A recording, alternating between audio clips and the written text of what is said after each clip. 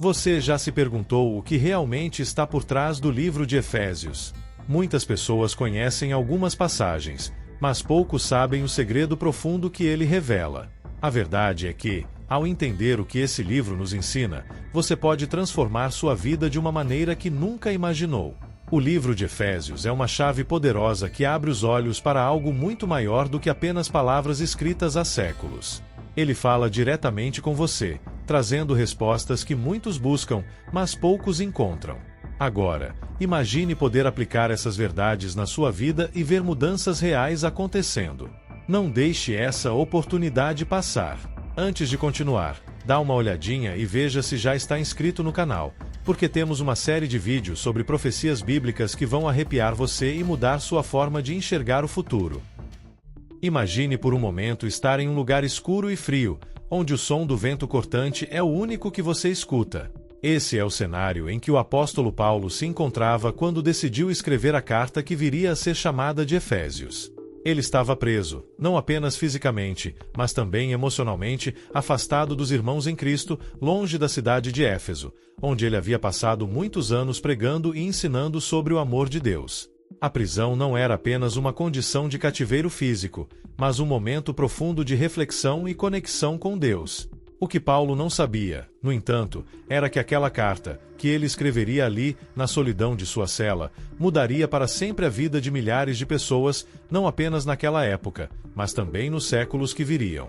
E essa mensagem que ele transmitiu, agora reverbera até nós, trazendo um segredo revelador que continua a transformar vidas ao redor do mundo.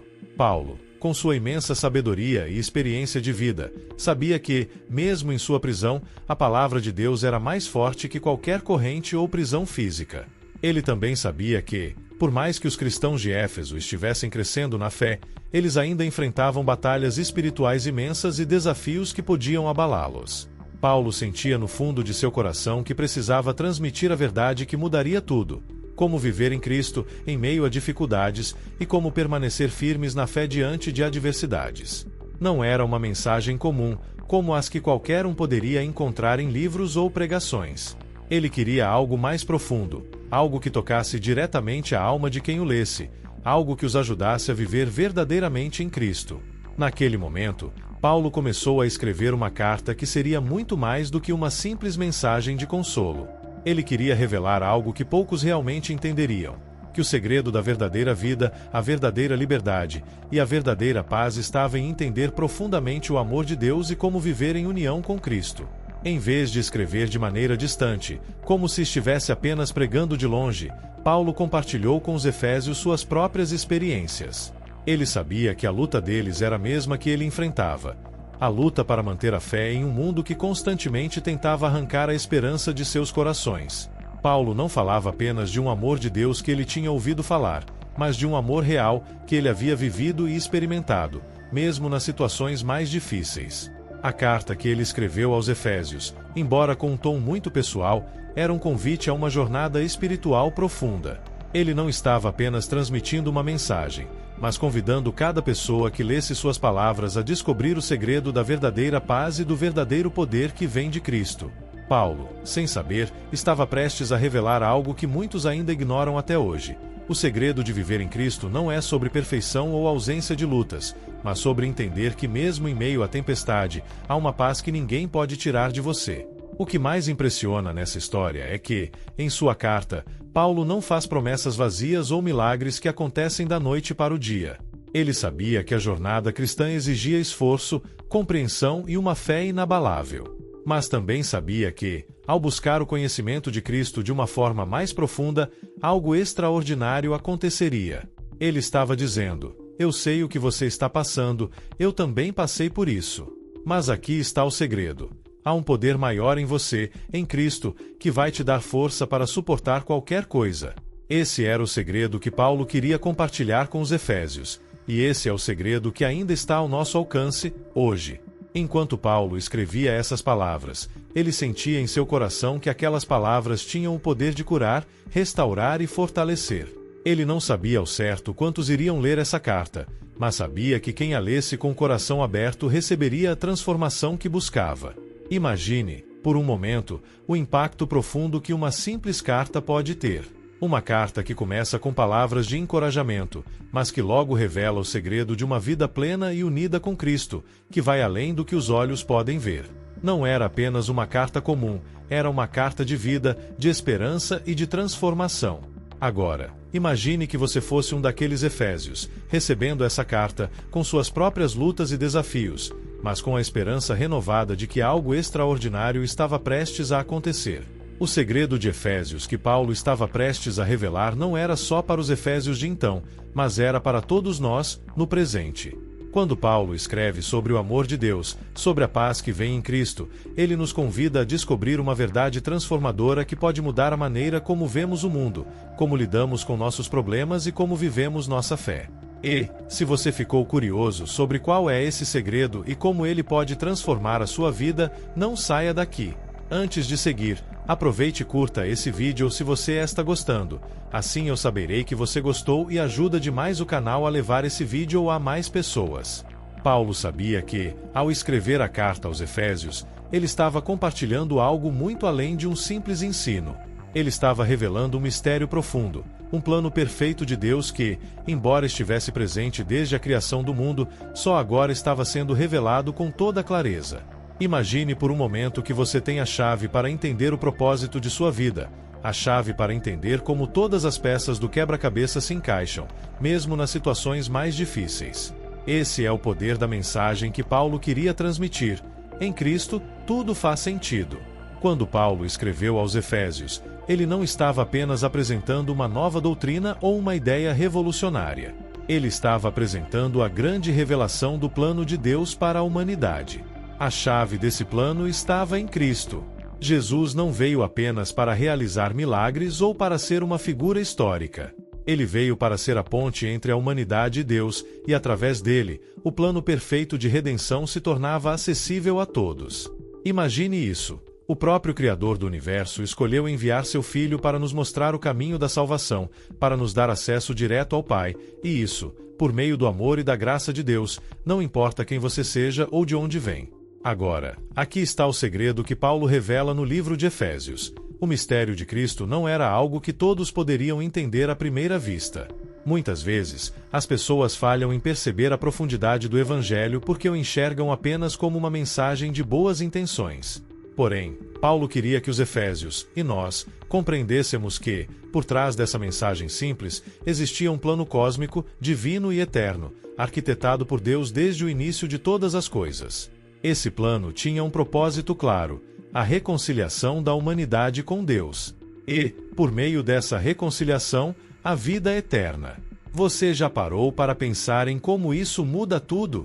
O mundo, com seus altos e baixos, suas aflições e dificuldades, muitas vezes nos dá a sensação de que estamos perdidos, sem direção. Mas o plano de Deus é claro e perfeito. A beleza do Evangelho é que ele não depende de nossa perfeição. Paulo, em sua carta, nos lembra que nós, seres humanos imperfeitos, com nossas falhas e limitações, podemos agora fazer parte desse plano divino, simplesmente através da fé em Cristo. Jesus veio para restaurar a humanidade a Deus, trazendo consigo uma nova aliança, uma nova maneira de viver e ver o mundo. E aqui está um ponto crucial: a salvação e a reconciliação com Deus não são uma oferta limitada ou exclusiva. Paulo foi claro em Efésios ao afirmar que esse plano perfeito de Deus não era para um grupo seleto de pessoas, mas para todos os que aceitassem Jesus como seu Senhor e Salvador. Em Efésios 1:9, ele fala sobre o mistério de sua vontade, o qual Deus havia decidido revelar a todos nós. E é importante destacar: esse plano não foi uma ideia de última hora, mas algo que estava nos planos de Deus desde antes da fundação do mundo. Imagine como isso transforma a maneira como vemos a nossa vida. Muitas vezes, podemos nos sentir sozinhos, sem um propósito claro, ou mesmo como se nossas ações e escolhas não tivessem grande significado. Mas Paulo, com suas palavras poderosas, nos lembra que somos parte de algo muito maior, que nossa vida tem um propósito eterno. E esse propósito não depende do que fazemos ou deixamos de fazer, mas daquilo que Cristo já fez por nós. Ele nos escolheu para sermos parte desse grande plano de salvação, e isso nos dá um sentido de pertencimento e de valor incomparáveis. Mas o que isso significa no dia a dia? Para os cristãos de Éfeso, E para nós hoje, isso significa que não estamos mais caminhando sozinhos, tentando fazer tudo por nossa própria força. Quando aceitamos a mensagem de Cristo e buscamos viver conforme o seu exemplo, estamos vivendo dentro do plano perfeito de Deus. Em vez de lutar contra as adversidades com nossas próprias forças, podemos confiar que Deus está conosco, nos guiando e nos capacitando a superar qualquer dificuldade. Em Cristo, temos acesso a uma força e sabedoria superiores. Além disso, Paulo não deixou de enfatizar que, dentro desse plano perfeito de Deus, a igreja tem um papel fundamental. Ela não é apenas um local de adoração ou uma reunião de pessoas, mas o corpo de Cristo na terra, através do qual a obra de Deus é realizada. E quando ele fala sobre a igreja, ele está falando de todos nós, de cada um de nós, unidos em Cristo, compartilhando a mesma fé e missão. A igreja não é um prédio, mas um grupo de pessoas comprometidas com o amor de Deus e com a missão de espalhar essa mensagem ao mundo. O mistério que Paulo revela não é algo que podemos entender apenas com nossa mente humana. Ele é algo que, de fato, exige uma conexão espiritual com Deus. Mas, ao compreendermos isso, podemos perceber que estamos vivendo dentro de um propósito divino, e que cada passo que damos em Cristo é um passo mais perto de cumprirmos esse plano. Não importa o que a vida traga, em Cristo somos mais do que vencedores, pois fazemos parte do seu plano eterno de redenção. Se isso não é um segredo poderoso, eu não sei o que mais poderia ser. Agora, imagine ter acesso a esse plano perfeito, saber que você faz parte de algo imensuravelmente maior que você mesmo, que sua vida tem um propósito eterno, e que não importa o que aconteça, Deus tem um plano para te guiar. Isso muda tudo, não é? Em Efésios, Paulo nos apresenta uma verdade que, embora pareça simples, é uma das mais profundas revelações do Evangelho. Ele começa nos dizendo que fomos escolhidos por Deus antes mesmo de o mundo ser criado. Isso pode parecer algo difícil de compreender à primeira vista, mas imagine por um momento. Em um universo vasto, com bilhões de estrelas, planetas e galáxias, você e eu fomos escolhidos de forma pessoal e especial por Deus. Isso não aconteceu por causa de algo que fizemos ou por algum mérito próprio, mas pela grande misericórdia e amor de Deus. Em Efésios 1:4, Paulo escreve: assim como nos escolheu nele antes da fundação do mundo, para sermos santos e irrepreensíveis diante dele. O que isso quer dizer? Basicamente, isso significa que Deus nos amou e nos escolheu desde o princípio, antes que qualquer coisa fosse criada, e o propósito de sua escolha era que, ao vivermos em Cristo, nos tornássemos santificados, separados para um propósito divino. Fomos escolhidos para sermos santos, e isso não depende de nossa perfeição, mas da graça de Deus, que nos chama para Ele, mesmo em meio às nossas falhas e imperfeições. Mas por que isso é tão importante? Para entender o impacto disso, precisamos refletir sobre a realidade de nossas vidas diárias. Vivemos em um mundo onde somos constantemente condicionados a acreditar que nosso valor está no que fazemos, nas nossas conquistas ou no que temos. Somos ensinados a ser competidores, a lutar por reconhecimento e a buscar validação de fora. E, muitas vezes, quando falhamos ou não atendemos a expectativas, podemos nos sentir indignos ou inseguros. Aqui entra o segredo revelado em Efésios. Não precisamos buscar a aprovação de ninguém, porque já fomos escolhidos por Deus. Ele não nos escolheu por causa de nossas boas ações ou porque atendemos a algum critério de perfeição. Deus nos escolheu simplesmente porque Ele nos amou, e isso traz um alívio profundo.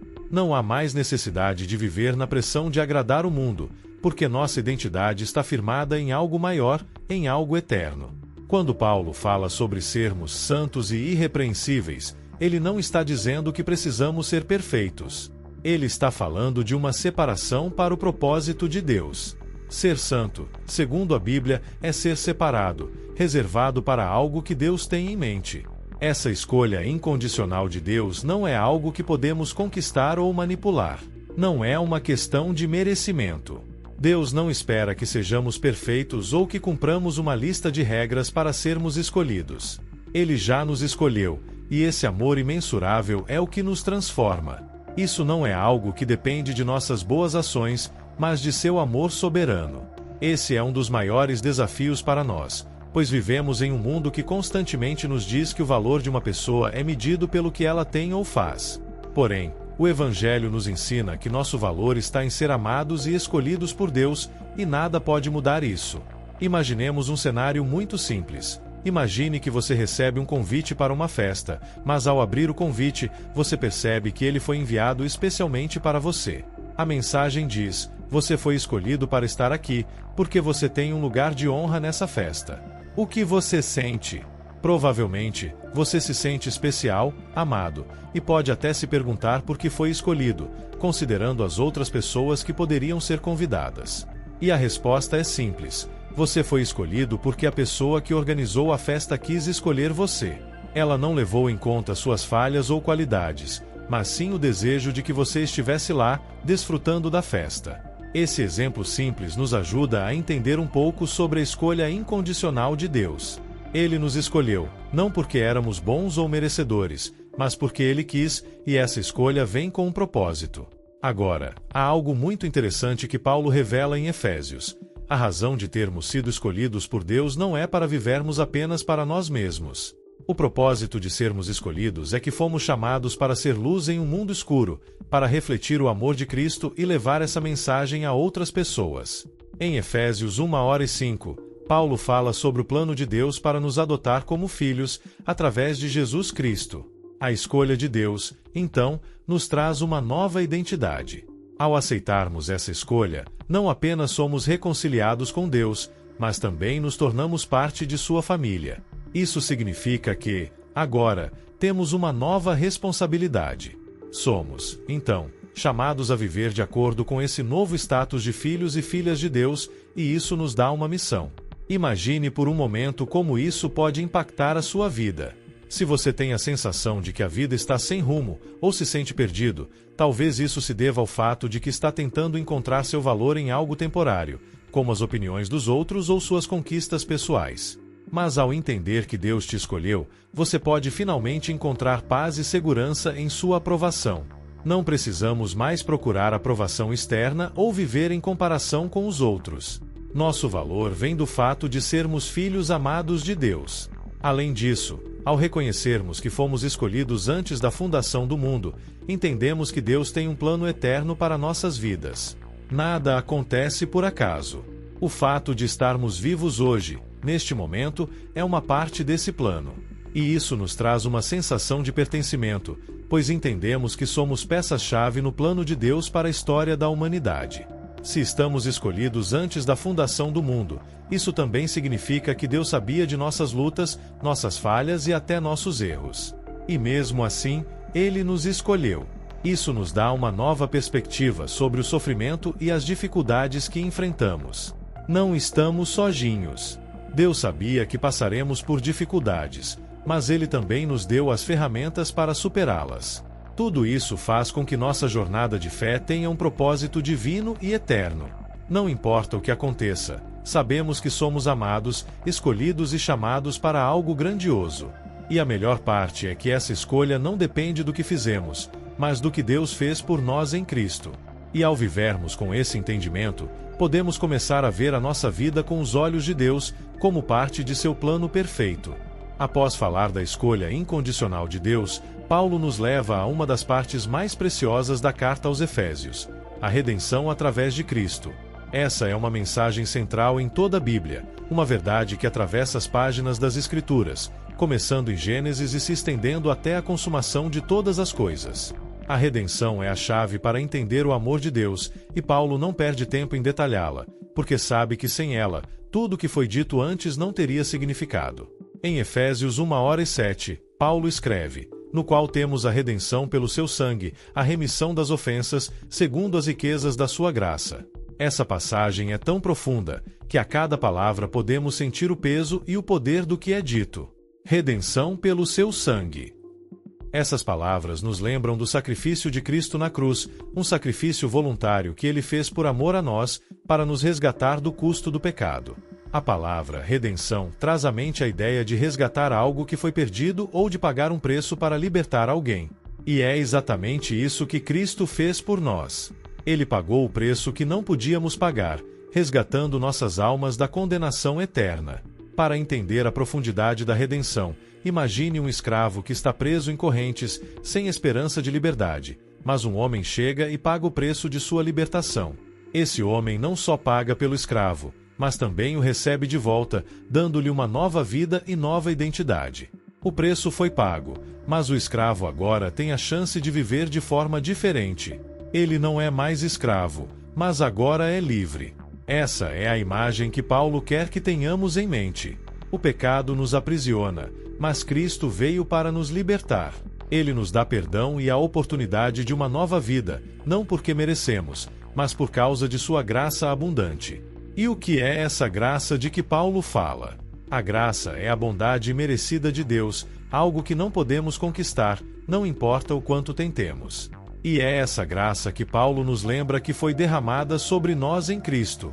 Deus, em sua infinita misericórdia, escolheu nos dar algo de valor inestimável, o perdão completo de todos os nossos pecados.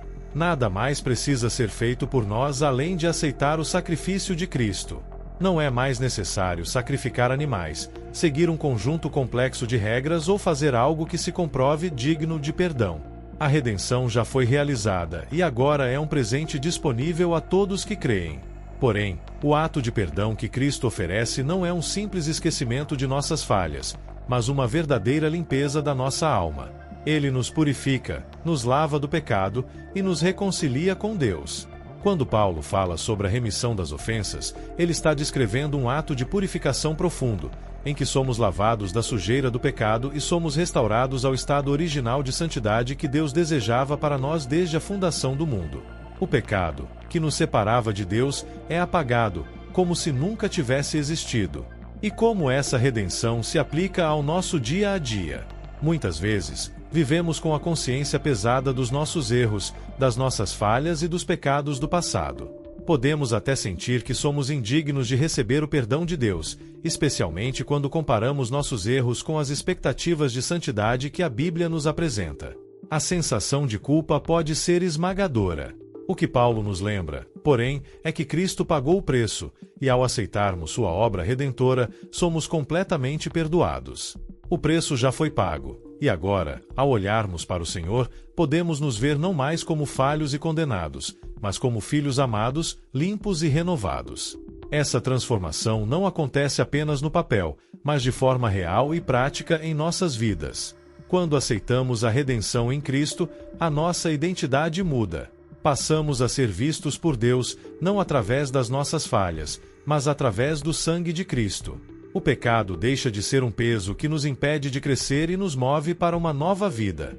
Nossa relação com Deus é restaurada, e essa restauração nos capacita a viver de maneira diferente. Não mais como aqueles que são escravizados pelo pecado, mas como filhos que agora têm liberdade para viver de acordo com o propósito de Deus. E é essa liberdade que muitos ainda não experimentaram.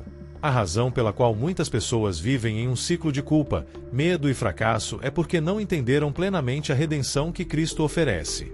Muitas vezes, acreditamos que devemos fazer algo mais para ser perdoados, ou que nossas falhas são grandes demais para serem perdoadas. Mas Paulo nos ensina algo poderoso: a graça de Deus é suficiente. Não há mais necessidade de sofrimento, porque Cristo já sofreu por nós. E isso nos leva a um ponto fundamental: a redenção de Cristo é para todos, independentemente do que fizemos no passado. Mas isso também nos leva a outra reflexão: como podemos viver como pessoas perdoadas, se ainda insistimos em carregar os fardos do passado? Quando aceitamos a redenção em Cristo, somos chamados não apenas a receber o perdão, mas também a viver em perdão, perdoando os outros como Cristo nos perdoou. Nossa libertação vem com a responsabilidade de oferecer o mesmo perdão àqueles que nos ofenderam, exatamente da mesma forma que fomos perdoados. Quando vivemos dessa maneira, em harmonia com a graça de Deus, experimentamos um tipo de liberdade e paz que o mundo nunca pode oferecer. E é essa paz que Paulo deseja que compreendamos. Em Efésios 1:8, Paulo fala sobre a graça de Deus, que foi derramada sobre nós com toda sabedoria e entendimento, mostrando-nos o mistério da sua vontade. O perdão de Deus não é apenas para limpar o passado, mas também para nos dar uma nova visão da vida. Ao entender o grande sacrifício de Cristo, podemos ver o mundo com outros olhos, com olhos de perdão e graça. E é nessa visão restaurada que encontramos não apenas o perdão de Deus, mas também a motivação para viver com propósito e intenção. Esse entendimento da graça e redenção de Cristo não é algo que se aprende de uma vez, mas que se vai absorvendo ao longo da vida. A cada dia, à medida que olhamos para Cristo, percebemos mais e mais a profundidade do seu sacrifício e a grandeza da sua graça. Portanto, a redenção em Cristo é a chave para uma vida transformada. É a liberdade que nos foi dada, a lavagem do nosso pecado e a nova identidade como filhos de Deus. E isso muda tudo. Já não somos mais as mesmas pessoas que éramos antes de conhecer a Cristo. E, ao vivermos nessa nova realidade, somos chamados a refletir essa graça e esse perdão no mundo ao nosso redor, sendo luz na escuridão e mostrando aos outros o amor imensurável de Deus que nos resgatou. No coração da carta de Paulo aos Efésios, encontramos um dos maiores mistérios revelados por Deus ao longo da história: o propósito divino para a Igreja, a sua noiva amada e o plano glorioso de unir tudo em Cristo. Esse propósito, que Paulo explora de maneira fascinante, não é um plano de pequena escala ou de valor passageiro. Ele é, na verdade, o plano eterno de Deus para restaurar toda a criação, e sua revelação traz uma mudança completa na maneira como vemos a Igreja e a nossa participação nela. Paulo começa a descrever esse mistério em Efésios 1, 9 e 10, dizendo: nos deu a conhecer o mistério da sua vontade, segundo o seu beneplácito, que propusera em Cristo, de fazer convergir nele, na dispensação da plenitude dos tempos, todas as coisas, tanto as que estão nos céus como as que estão na terra. Aqui, em poucas palavras, Paulo nos revela uma grande verdade. Tudo o que Deus tem feito em Cristo tem como propósito reunir todas as coisas sob o domínio de Jesus. Esse é o mistério, e o que ele significa é algo profundo e transformador. Primeiramente, é importante notar que Paulo chama isso de um mistério. O termo mistério não se refere a algo incompreensível ou oculto por completo, mas algo que estava escondido por um tempo, mas que agora foi revelado. Durante séculos, desde os tempos de Adão e Eva, passando pelos profetas do Antigo Testamento, a revelação do plano de Deus para o mundo estava sendo preparada. Mas a plenitude desse mistério só seria completamente entendida e revelada com a vinda de Cristo. Em outras palavras, Jesus veio para revelar a chave para entender o plano divino, e esse plano, surpreendentemente, não é limitado a uma nação ou a um grupo específico de pessoas, mas é para todo o universo. O mistério é que, através de Jesus, tudo no céu e na terra seria reunido em um único propósito, sob sua liderança e autoridade. Isso é algo que parece fora do alcance de nossa compreensão, mas que Paulo tenta nos explicar de maneira simples. A ideia de reunir todas as coisas em Cristo sugere que a obra de Cristo não é só sobre salvar almas individuais, mas sobre restaurar toda a criação. O pecado e a queda de Adão causaram um grande distúrbio no universo, trazendo a dor, o sofrimento e a separação entre a humanidade e Deus. Tudo foi corrompido: a terra, as relações humanas, o nosso próprio ser. Mas o que Paulo nos revela é que Cristo é a resposta para essa restauração. Ele não veio apenas para trazer a salvação para os indivíduos, mas para restaurar a harmonia de toda a criação. Isso significa que, em Cristo, tudo o que está quebrado será restaurado, seja no plano pessoal ou cósmico. As doenças serão erradicadas, o sofrimento será eliminado, e a ordem perfeita de Deus será restaurada. A morte será vencida, e a separação de Deus, que aconteceu no Éden, será finalmente superada. O propósito final de Deus é que todas as coisas voltem ao seu domínio, ao seu controle, e que tudo esteja em perfeita harmonia com a sua vontade. A Igreja, como o corpo de Cristo, é um reflexo desse mistério. Ela não é um grupo isolado, mas uma manifestação do plano divino de restauração que começa aqui na Terra e se estende para a eternidade. Mas, como Paulo explica em Efésios 3 horas e 6, esse mistério também envolve a união entre judeus e gentios. No Antigo Testamento, Deus havia escolhido uma nação, Israel, para ser seu povo escolhido. Mas com a vinda de Cristo, esse plano se expandiu para incluir todos os povos da terra. Os gentios, que antes eram excluídos da promessa, agora são coerdeiros com os judeus na família de Deus. Em Cristo, as barreiras entre as nações são quebradas e uma nova realidade é criada, onde todos são um só povo, unidos por sua obra redentora. A revelação desse mistério é algo que Paulo considera tão grandioso que ele não consegue deixar de expressar sua admiração e entusiasmo. Ele descreve com clareza que essa verdade foi escondida por gerações, mas agora é revelada aos santos e aos apóstolos, que receberam a graça de comunicar essa mensagem ao mundo. Isso nos leva a um ponto crucial. A Igreja, como o corpo de Cristo, não é apenas uma organização social ou religiosa, mas é a manifestação de Deus no mundo, chamada a ser um reflexo do seu propósito eterno. Esse propósito é visto claramente na maneira como a Igreja deve viver e funcionar. Paulo nos lembra de que somos chamados para ser um reflexo do reino de Cristo. Em Efésios 4, 1-3, ele escreve: Rogo-vos, pois, eu, o prisioneiro no Senhor, que andeis de maneira digna da vocação com que fostes chamados, com toda a humildade e mansidão, com longanimidade, suportando-vos uns aos outros em amor, procurando guardar a unidade do Espírito pelo vínculo da paz. O comportamento da Igreja no mundo é uma manifestação visível do reino de Cristo. Como cristãos, não somos chamados apenas para ser indivíduos salvos, mas para viver juntos em harmonia, refletindo a unidade e a paz que Cristo oferece.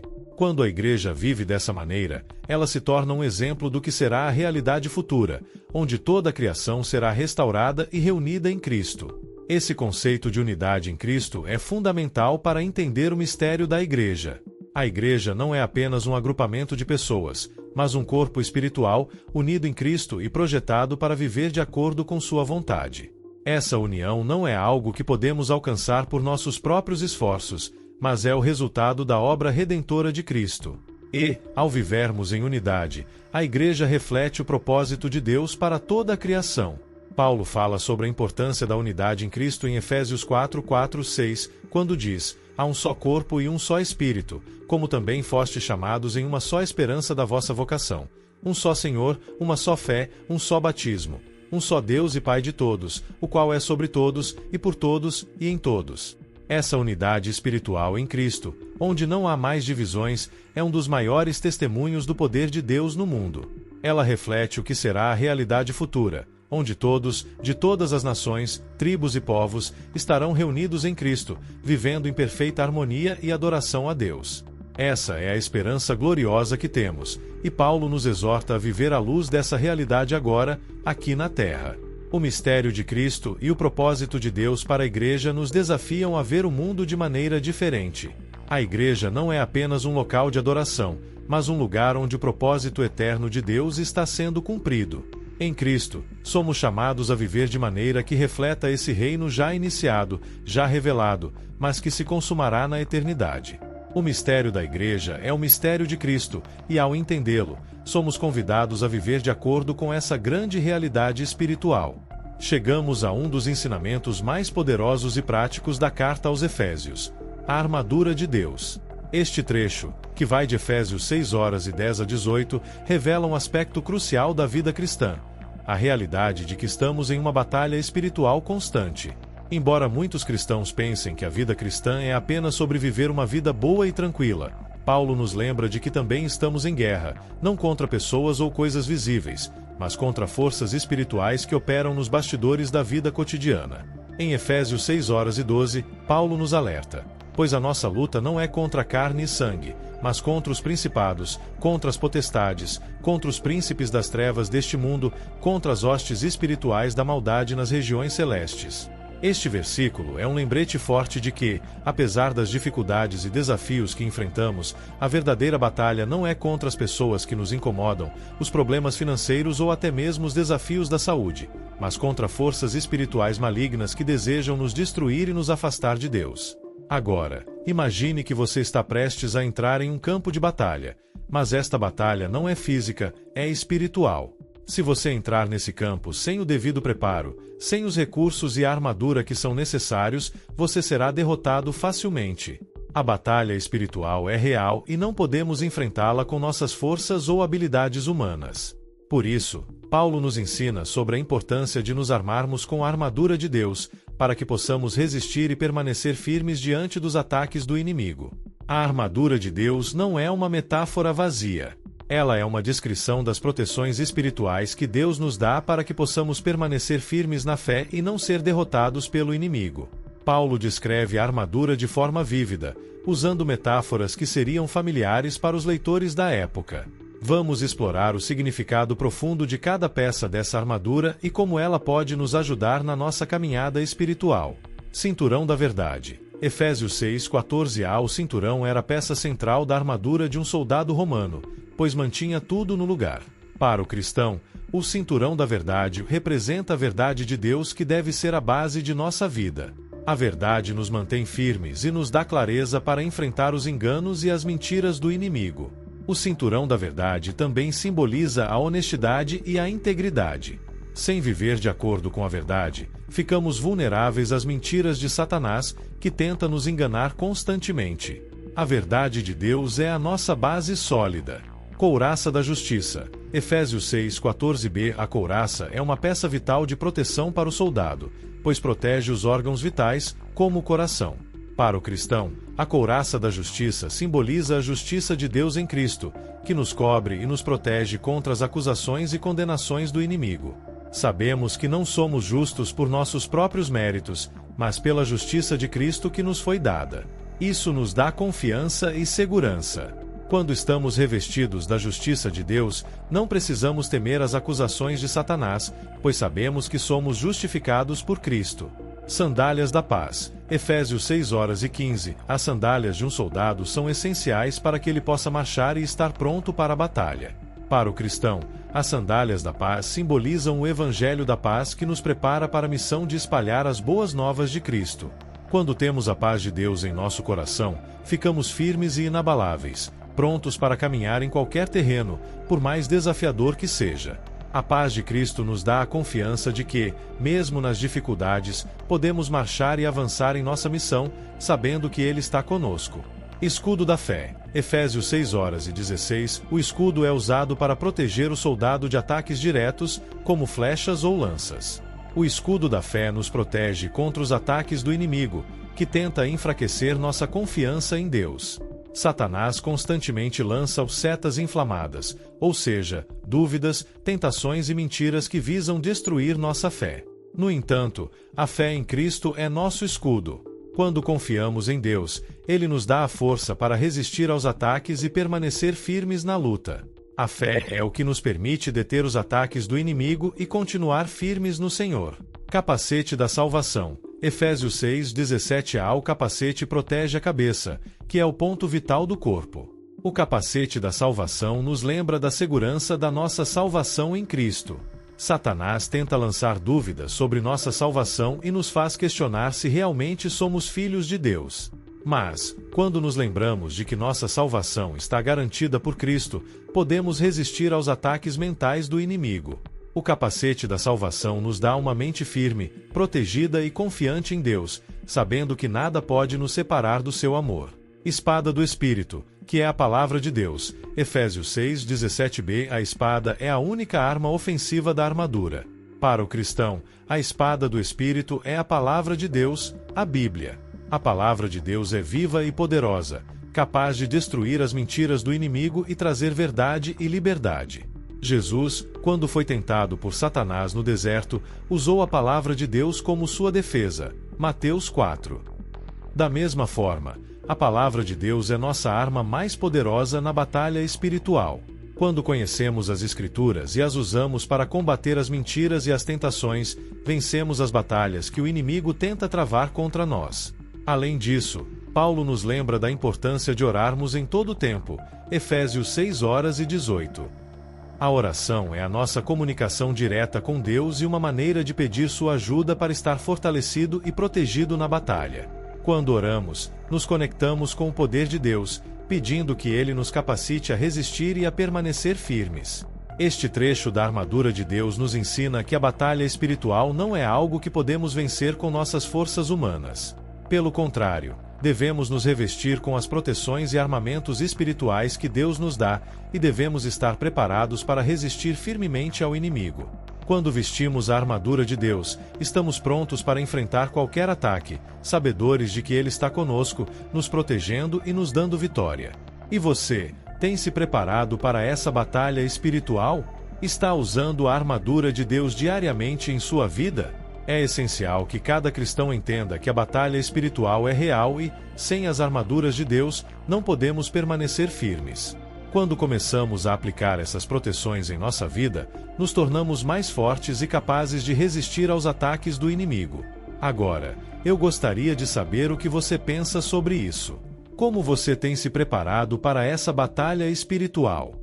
Deixe sua opinião nos comentários e compartilhe com a gente sua experiência com a armadura de Deus. As dificuldades e os desafios da vida são inevitáveis, mas há algo que Deus nos garante: Ele nunca nos abandona e sempre nos fortalece, mesmo nas situações mais difíceis. O Senhor, em sua infinita sabedoria, nos permite enfrentar lutas, mas também nos oferece a garantia de que, se permanecermos firmes, venceremos. A batalha espiritual não é uma batalha contra pessoas ou circunstâncias, mas uma luta constante contra forças invisíveis e espirituais que buscam nos desviar de Deus e nos tirar do caminho da verdade. No entanto, assim como o apóstolo Paulo instrui, a nossa luta não é algo que devemos enfrentar sozinhos ou com nossas próprias forças. Ele nos convida a ser fortalecidos no Senhor, a confiar em sua força e a usar a armadura de Deus, que nos protege e nos capacita a resistir. Neste contexto de lutas espirituais, Deus não só nos oferece proteção, mas também a promessa de que Ele estará conosco em todos os momentos. A promessa de vitória é central em toda a Escritura. Desde o Antigo Testamento até o Novo Testamento, Deus é retratado como aquele que não abandona os seus filhos, que luta ao lado deles e os capacita para enfrentar os desafios mais difíceis. Deus não permite que sejamos tentados ou desafiados além de nossa capacidade de suportar. 1 Coríntios 10:13. E quando as dificuldades parecem insuportáveis, Ele nos dá a força necessária para superar cada obstáculo. O exemplo de Jó é uma das histórias mais poderosas sobre resistência nas adversidades. Jó foi um homem íntegro e temente a Deus, mas sua vida foi atingida por uma série de tragédias devastadoras. Ele perdeu sua riqueza, seus filhos, sua saúde e, mais doloroso ainda, foi atacado com acusações de seus amigos e questionamentos sobre a razão de seu sofrimento. No entanto, mesmo diante de uma dor incomensurável, Jó não perdeu sua fé em Deus. Ele disse: "Ainda que ele me mate, eu esperarei nele." Jó 13:15. Essa confiança inabalável em Deus em meio ao sofrimento é um exemplo profundo de como a fé verdadeira não depende das circunstâncias externas, mas de uma confiança em quem Deus é. Jó também demonstra o poder da resistência espiritual. Ele não se curvou ao desespero, nem às falsas acusações, mas manteve-se firme em sua fé. No final de sua jornada, Deus restaurou tudo o que Jó havia perdido, multiplicando ainda mais suas bênçãos. A história de Jó é um lembrete poderoso de que Deus usa até as nossas maiores dificuldades para nos transformar, para nos ensinar paciência, confiança e, acima de tudo, para nos aproximar dele. Da mesma forma, em nossas próprias batalhas espirituais, Deus promete estar conosco. No momento de tribulação, podemos nos sentir sozinhos, abandonados ou até mesmo derrotados, mas a Bíblia nos assegura que nunca estamos sozinhos. Jesus, em sua missão na Terra, enfrentou o maior de todos os desafios, a morte na cruz. Mas ele também foi vitorioso, vencendo a morte e o pecado para nos dar vida em abundância. A sua vitória é agora a nossa vitória. Em Romanos 8:37, Paulo nos lembra que, mesmo diante das adversidades da vida, somos mais do que vencedores por aquele que nos amou. Isso significa que, apesar das dificuldades, não somos derrotados. Pelo contrário, somos mais do que vencedores, porque nossa vitória está em Cristo. Isso nos permite enfrentar qualquer adversidade com a confiança de que a vitória é certa, mesmo quando as circunstâncias parecem difíceis. A nossa confiança está em Deus, não no que vemos, mas na promessa divina que nos garante que Ele vai conosco em cada passo do caminho. A batalha espiritual é uma jornada diária, e em cada momento de luta, o Senhor está ao nosso lado, nos fortalecendo. Porém, é importante lembrar que a resistência não significa ausência de dor ou dificuldades. O Senhor não promete nos livrar de todas as tribulações, mas Ele promete estar conosco em cada uma delas, oferecendo-nos a força necessária para enfrentar e vencer. A verdadeira resistência vem quando não desistimos, quando mantemos nossos olhos fixos nas promessas de Deus, mesmo em meio à dor. O exemplo de Jesus no deserto também serve como um modelo de resistência. Durante 40 dias no deserto, Jesus foi tentado por Satanás, mas ele resistiu a todas as ofertas do inimigo, respondendo a cada tentação com a palavra de Deus. Ele não se curvou ao engano, mas permaneceu fiel ao plano do Pai. A resistência de Jesus, em meio à tentação e ao sofrimento, nos ensina que, quando estamos armados com a palavra de Deus, temos tudo o que precisamos para resistir às tentações e continuar no caminho da vitória. Em Mateus 7, 24, 27, Jesus fala sobre o fundamento sólido que devemos ter em nossa vida. Ele compara aqueles que ouvem suas palavras e as colocam em prática a um homem que constrói sua casa sobre a rocha. Quando vêm as tempestades da vida, a casa permanece firme, pois está construída sobre um alicerce sólido. Da mesma forma, nossa resistência espiritual é fortalecida quando construímos nossa vida na palavra de Deus. Não é uma questão de evitar tempestades, mas de como reagimos quando elas chegam. A resistência na fé é como a construção de uma casa sólida. Quanto mais fundamentada em Cristo, mais forte a nossa capacidade de resistir às tempestades espirituais e a todos os ataques do inimigo. Na vida cristã, as tempestades são inevitáveis, mas a maneira como lidamos com elas depende da solidez da nossa fé. Aqueles que têm a fé firmemente enraizada em Cristo não serão facilmente abalados. Eles permanecem firmes, mesmo quando as ondas da vida tentam derrubá-los. É importante, portanto, compreender que a resistência espiritual não é algo que ocorre por acaso, mas é uma escolha consciente. Cada dia é uma oportunidade de fortalecer nossa fé. Através da oração, da meditação nas Escrituras, da adoração e da prática de viver segundo a vontade de Deus, escolhemos ser resistentes às tentações e às adversidades que surgem em nosso caminho. Deus, em sua infinita misericórdia, nunca permite que passemos por mais do que podemos suportar. Ele nos dá sempre uma maneira de superar os desafios, seja por meio de uma lição valiosa, seja pelo fortalecimento interior que só Ele pode proporcionar. A luta não é fácil, mas a vitória é certa para aqueles que permanecem firmes, confiantes no poder de Deus. Ao olharmos para a história de Davi e Golias, vemos que a vitória não vem das aparências externas ou da força humana, mas da fé em Deus. Davi, um simples pastor de ovelhas, foi capaz de derrotar o gigante Golias porque confiava no poder de Deus, não nas suas próprias habilidades. Ele não confiou em sua espada, mas na autoridade de Deus. Quando nos colocamos sob a autoridade de Deus, enfrentamos nossos gigantes com coragem e determinação. Deus nos promete vitória, mas essa vitória está profundamente ligada à nossa resistência em manter nossa fé em meio às dificuldades.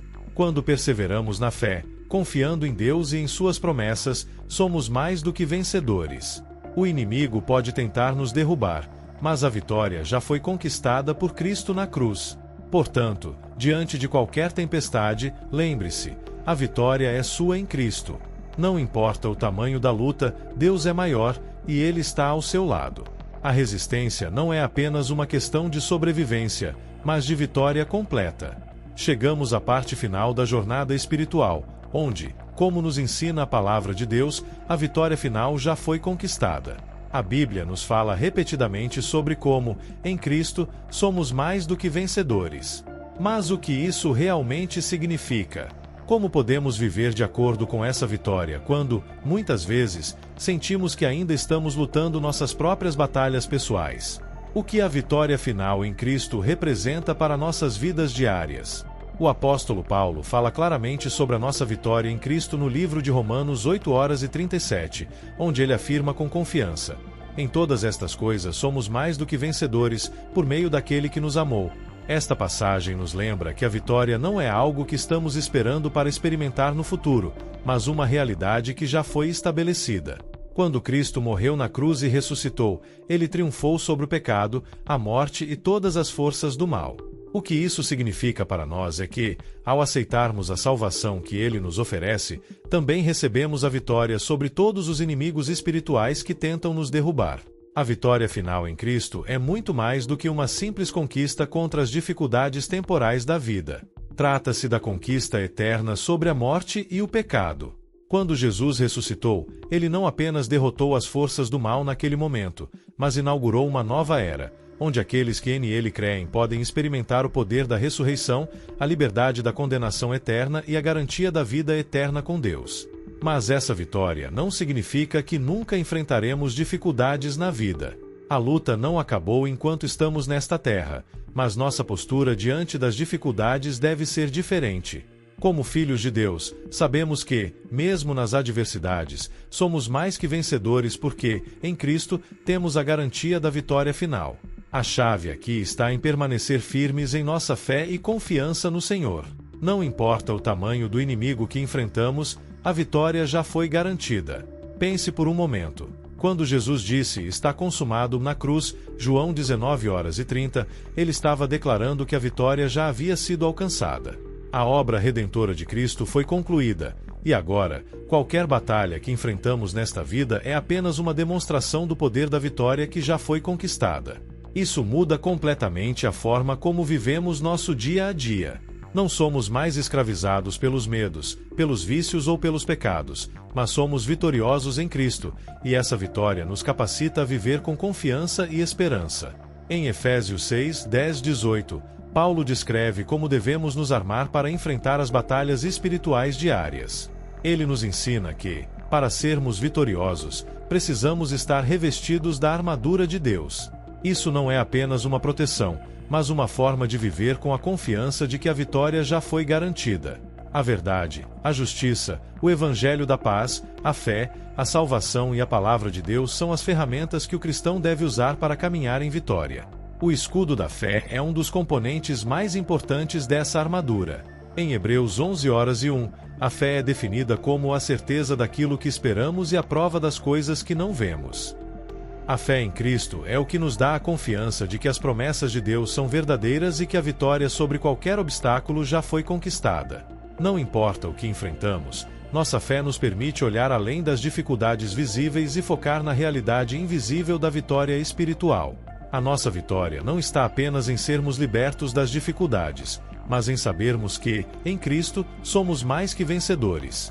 Ao longo da Bíblia, vemos como a vitória divina não é sobre a nossa força humana, mas sobre o poder de Deus. Lembre-se da história de Gideão. Quando ele foi chamado para liderar Israel na batalha contra os midianitas, ele era apenas um homem simples, com medo e sem confiança em suas habilidades. Mas, quando Deus lhe falou, ele confiou no poder do Senhor, e foi a força divina, não a sua, que lhe trouxe a vitória. Da mesma forma, nossa vitória está fundamentada na obra completa de Cristo, não em nossa própria capacidade de vencer. Isso não significa que não devemos lutar ou fazer a nossa parte, mas devemos fazer isso com a confiança de que, no final, a vitória é do Senhor. Quando caminhamos com Ele, temos a certeza de que não estamos lutando sozinhos. Ele nos capacita a resistir, a perseverar e, por fim, a conquistar. Outro exemplo poderoso de vitória em Cristo é a história de Davi e Golias.